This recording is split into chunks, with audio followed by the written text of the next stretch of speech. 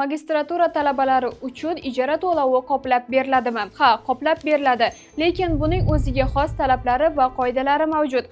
O'zbekiston Respublikasi Vazirlar Mahkamasining amaldagi qonunchiligi 605-sonli qaroriga muvofiq ijara huquqi asosida yashayotgan talabalar tomonidan to'lanadigan ijara to'lovlarining bir qismi davlat byudjeti hisobidan qoplab berish tartibi joriy etilgan. Qonunchilikda bakalavr yoki magistr degan alohida ajratish yo'q.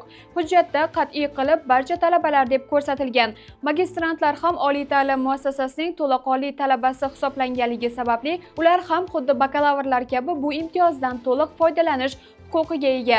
Buning uchun magistrant davlat oliy ta'lim muassasasida o'qiyotgani bo'lishi, ta'limning faqat kunduzgi shaklida tahsil olishi kerak. Ushbu holatda barcha talabaning davlat granti yoki to'lov kontrakt asosida o'qishidan qat'iy nazar ijara to'lovining bir qismi to'lab beriladi. Ijara to'lovining qoplab berilish miqdori, ariza topshirish haqida batafsil ma'lumotni Avlod Media Telegram kanalida topishingiz mumkin.